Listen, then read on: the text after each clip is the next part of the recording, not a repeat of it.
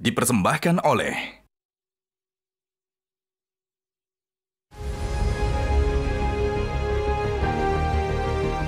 Forum ini menjadi ajang berbagi ilmu dan inovasi.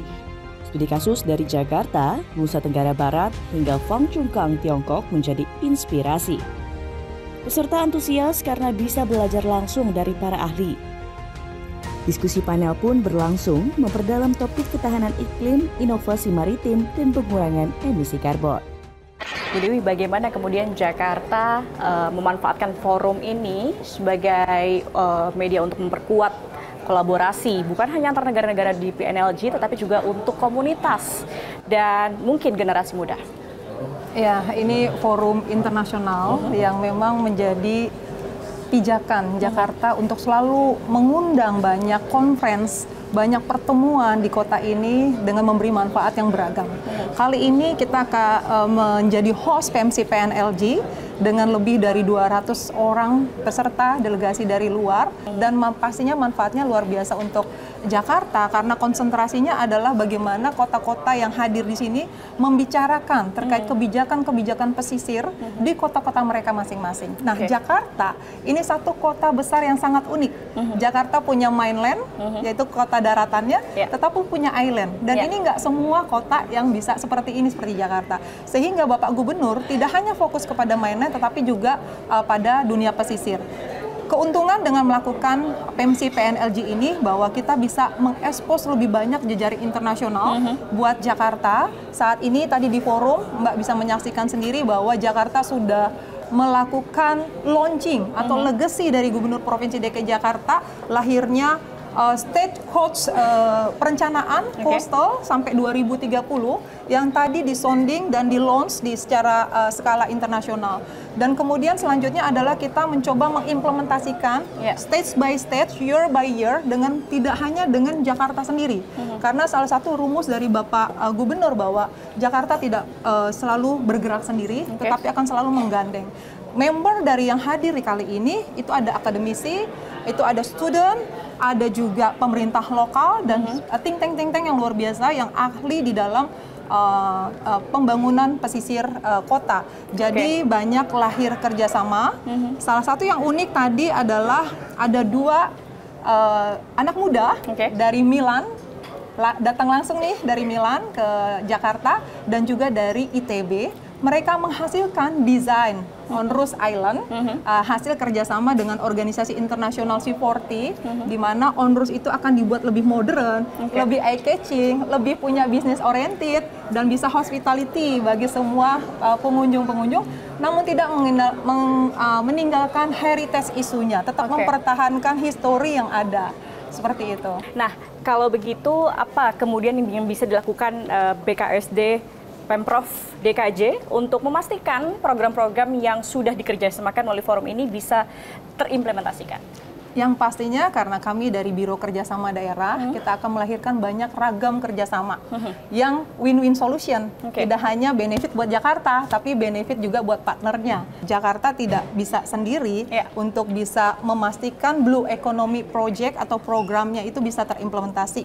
Karena memang harus dari paling tidak minimal 5 stakeholder, baik itu dari university, dari masyarakat, dari badan usaha, dari pemerintah pusat.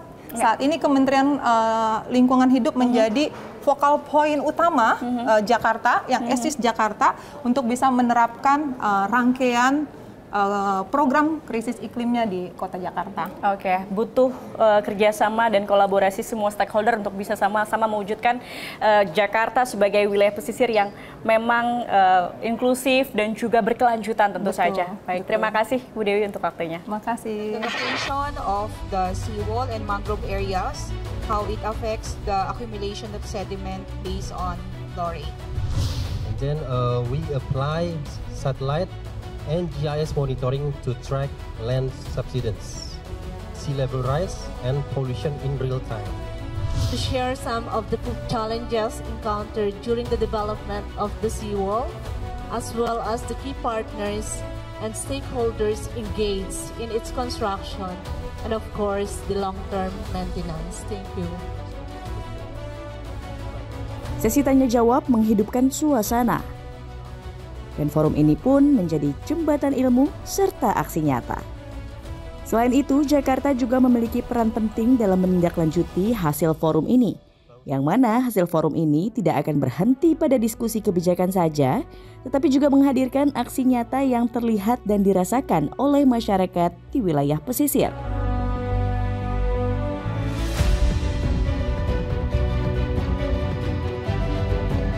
Memasuki hari kedua, peserta tidak hanya duduk diam berdiskusi, tetapi juga diajak untuk mengunjungi Pelabuhan Tanjung Priok, pusat logistik nasional yang kini mengadopsi konsep Green Port. Tak hanya itu, di sini peserta dibagi dalam 3 kelompok dan belajar tentang digitalisasi logistik dan juga perencanaan pelabuhan.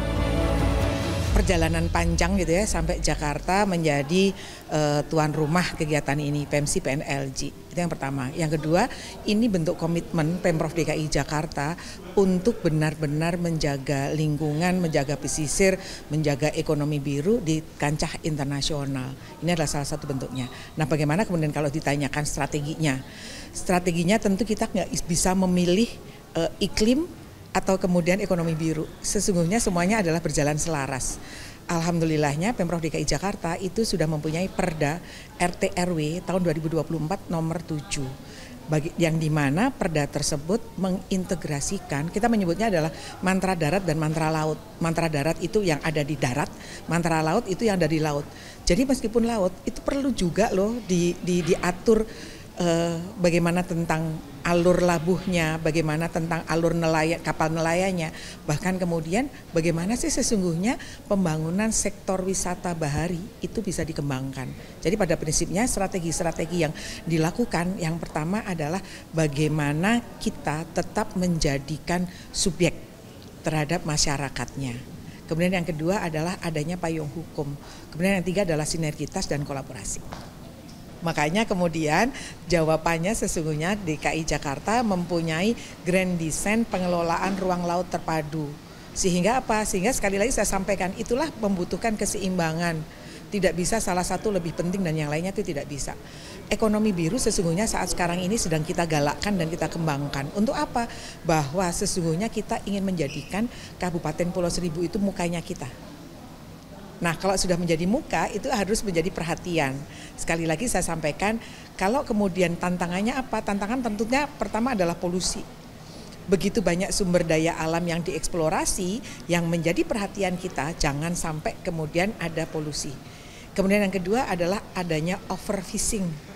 Betul kan? Pasti akan menurunkan keanekaragaman hayati. Kemudian yang selanjutnya adalah memang benar terjadi perubahan iklim secara global. Nah, itu yang kemudian kita perkecil tantangan-tantangan seperti itu. Kalau tentang bagaimana perubahan ekonomi global, makanya kemudian setiap tahun Pemprov DKI Jakarta melalui Dinas Ketahanan Pangan, Kelautan dan Pertanian itu harus menanam kurang lebih 75.000 sampai 90.000 mangrove.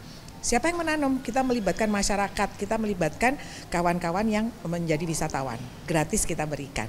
Nah, ada lagi satu lagi potensi. Kalau mau bilang tantangan, ada juga potensinya. Pemprov DKI Jakarta, Kabupaten Pulau Seribu itu mempunyai kebun karang, luasnya adalah 1 hektar.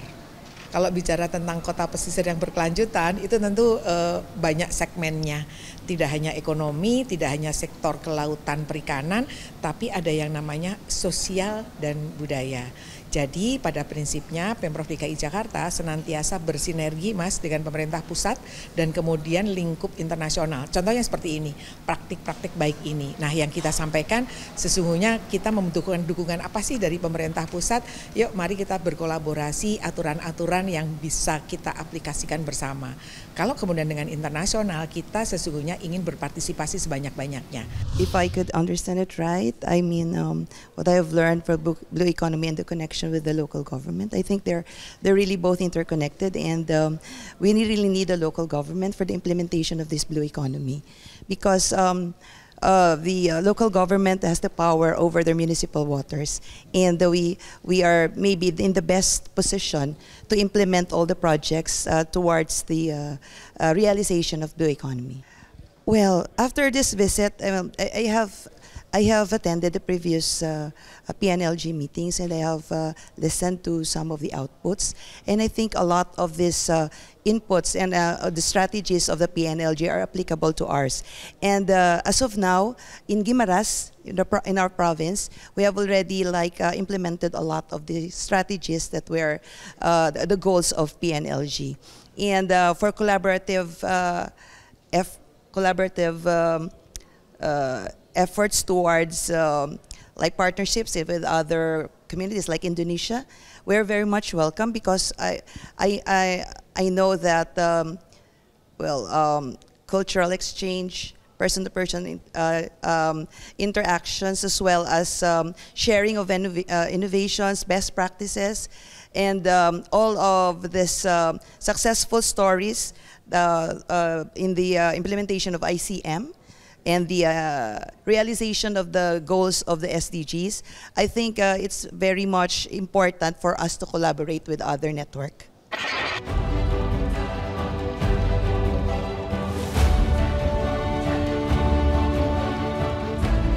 Setelah dari Museum Maritim di utara Jakarta, dilanjutkan dengan pelantikan pengurus baru, termasuk juga mengumumkan secara resmi Presiden PNLG yang baru yang sekaligus memimpin jalannya forum mendatang di Busan, Korea Selatan.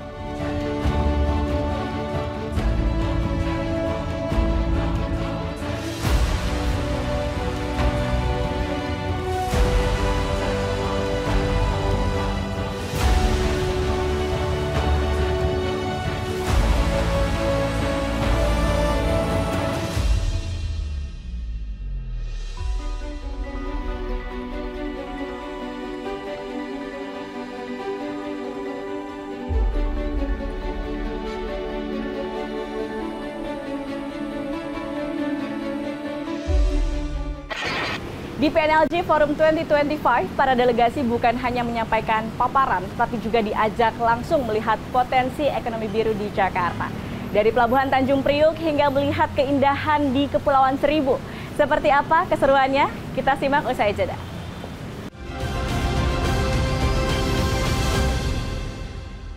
Download Metro TV Extend sekarang.